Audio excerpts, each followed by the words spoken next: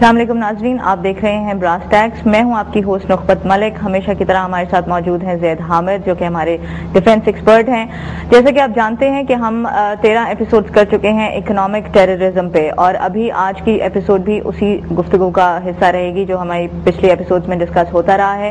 ज़ैद साहब गुफ्तगू जारी रखेंगे इकोनॉमिक टेररिज्म पे ही। Please continue. पिछले प्रोग्राम में पर्टिकुलरली उन स्टेप्स की बात की थी जो हुकूमतें को लेने चाहिए। हमने आगाज अपने प्रोग्राम का कायद-ए-आज़म की उस स्पीच से किया था जो उन्होंने पाकिस्तान की पहली कानून साज असेंबली से की थी, जिसमें उन्होंने वो कायदे बताए थे, वो स्टेप्स बताए थे कि जो पाकिस्तान की आने वाली हुकूमत को सबसे पहले लेने हैं, जिसमें लॉ एंड ऑर्डर की बात उन्होंने की थी, जिसमें उन्होंने ब्राइबरी और करप्शन के खात्मे की बात की थी, जिसमें उन्होंने जो बातें की थी जिनका मफहूम ये था कि पाकिस्तान को एक इस्लामिक वेलफेयर स्टेट बनाने के लिए जिन स्टेप्स की जरूरत है उनको हुकूमत वक्त को लेने चाहिए। हमने साथ साथ ये मेजर्स भी डिस्कस किए कि पाकिस्तान की हुकूमत को अपनी फूड सिक्योरिटी अश्योर करने के लिए पाकिस्तान के अवाम को गल्ला, खुराक और खाने पीने की चीजें पहुंचाने के लिए आने वाले आलमी हालात के पस मंजर में हमें क्या स्टेप्स लेने चाहिए, हमें किस तरह अपने पानी सिक्योर करना है, किस तरह हमें फूड सप्लाई सिक्योर करनी है, किस तरह हमें फूड स्टॉक्स जमा करने हैं, किस तरह हमें एग्रीकल्चर पे एम्फसाइज करना है कि पूरी दुनिया में जो कहत बर्पा होने जा रहा है, पाकिस्तान के लोग आने वाले वक्तों में खाने और खुराक के मामले में खुद कफील हो सके। आज हम कायद-ए-आज़म की एक और गैर मामूली तकरीर की तरफ पहले आएंगे, इससे पहले कि हम उन स्टेप्स की बात करें जो आज की हुकूमत वक्त को लेने चाहिए। ये इतनी गैर मामूली तकरीर है कि हम आपको बताएं कि हम खुद हैरान हुए जब हमने इसको देखा, कि हमने खुद पहली दफा इस तकरीर को अपने इस प्रोग्राम की रिसर्च के दौरान देखा, एंड आई वाज स्टन्ड। हम गैर मामूली तौर पर हैरान हुए इस तकरीर को पढ़कर, क्योंकि इस तकरीर का एक पस मंजर भी है। ये वो तकरीर है जो कायद-ए-आज़म ने स्टेट बैंक का इफ्तिताह करते हुए 1 जुलाई 1948 में की, यानी अपने इंतकाल से तकरीबन 2 माह पहले। ये कायद-ए-आज़म की आखिरी तकरीर थी जो उन्होंने पब्लिक में की, यानी this was his dying declaration, अगर हम ये कहें तो।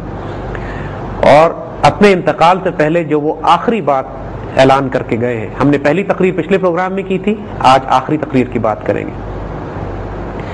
कायद-ए-आज़म ज़ियारत में थे, तबीयत बहुत ज्यादा खराब थी, डॉक्टर्स ने मना किया कि आप सफर नहीं कर सकते। मोहतरमा फातिमा जिन्ना ने भाई को रोका। कायद-ए-आज़म वाज डेस्परेट कि मैं कराची पहुंचूं और स्टेट बैंक के इफ्तिताह में जाऊं। कोई खास बात थी जो वो कहना चाह रहे थे, और इस बात के बावजूद कि उनके इंतकाल में अब सिर्फ 2 माह रह गए थे, टीबी आखिरी स्टेज पे जा चुकी थी, डॉक्टर ने सफर करने से मना किया था और वो खुद चंद कदम भी नहीं चल सकते थे। इस सिचुएशन में वो ज़ियारत से चलते हैं, कराची आते हैं, कराची में आके स्टेट बैंक के इफ्तिताह के मौके पर पहुंचते हैं और ये तारीख साज तकरीर करते हैं जिसको हमारी तारीख से छुपा दिया गया है। हमारे बच्चों को ये नहीं पढ़ाई जाती, हमारे मीडिया में कभी इसका जिक्र नहीं किया जाता, और हम बरमला एतराफ करेंगे कि आज तक हमने भी ये नहीं देखी थी।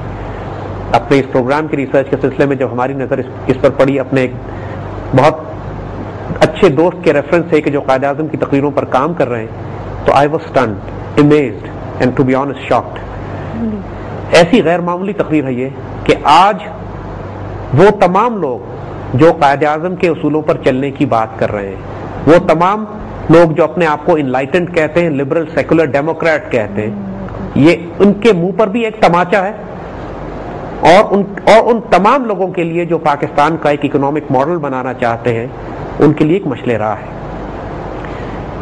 आज हम उस तकरीर के हवाले से पहले आपसे बात करते हैं। I would like to quote that speech here, और उसको हम बराह रास्त उर्दू में तर्जुमा करते जाएंगे, मेरे पास अंग्रेजी में लिखी है वो। कायद-ए-आज़म ने फरमाया कि अपनी स्टेट बैंक के सतह की तकरीर पर कि मैं बहुत बेचैनी के साथ स्टेट बैंक की रिसर्च को देखूंगा, क्योंकि वो एक ऐसी बैंकिंग प्रैक्टिसेस का पाकिस्तान में इजरा कर सके कि जो इस्लामी बुनियादों पर कायम हो और माशरे में अदल कायम कर सके। जो मगरिब ने इकोनॉमिक सिस्टम दिया है वो इस कदर बेकार और नाकारा है کہ وہ انسانیت کی تمام تر مشکلات کو دور کرنے میں ناکام ہو چکا ہے اور دنیا کو تباہی سے صرف کوئی معجزہ ہے جو بچا سکتا ہے۔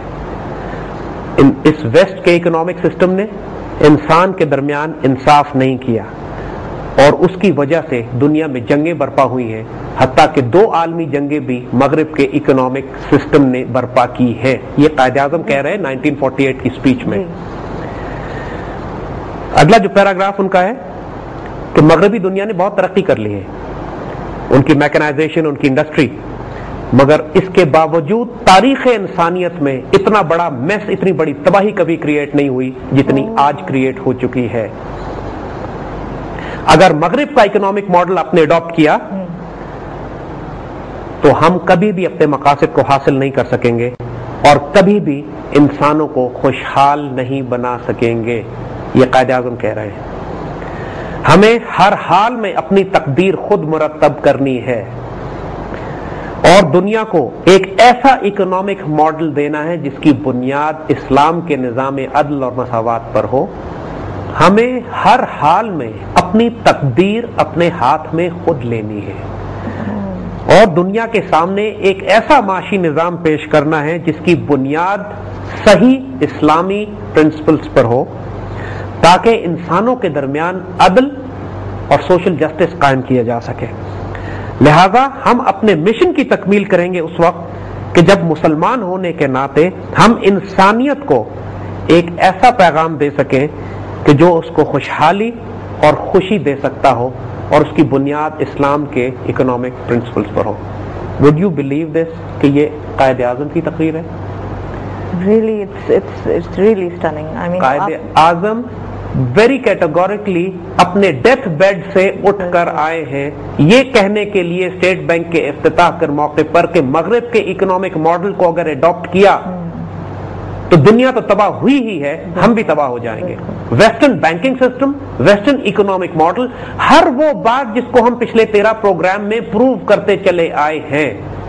قائد اعظم 1948 کی آخری تقریر میں اپنے انتقال سے پہلے قوم کو آخری نصیحت کر کے جا رہے ہیں کہ خدا کے واسطے ویسٹرن اکنامک ماڈل فالو مت کرنا، ویسٹرن بینکنگ سسٹم فالو مت کرنا، فریکشنل ریزرو بینکنگ فالو مت کرنا، paper currency based fiat currency based economic model follow مت کرنا۔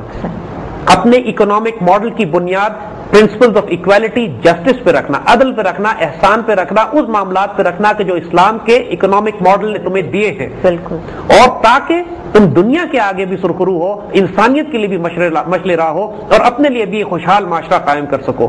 چونکہ مغرب کے اکنامک ماڈل نے دنیا کو تباہی کے ایک ایسے دہانے پر کھڑا کر دیا ہے کہ اب اس سے معجزہ ہی ہے جو دنیا کو تباہی سے بچا سکتا ہے۔ یہ ساری باتیں ہم پروف کر چکے تھے اور قائد اعظم کی آخری نصیحت اس قوم کو بھی یہی تھی۔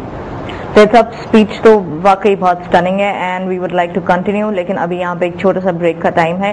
ناظرین، ہم واپس آتے ہیں اور اس اسپیچ کے بارے میں مزید تجزیہ اور تبصرہ زید صاحب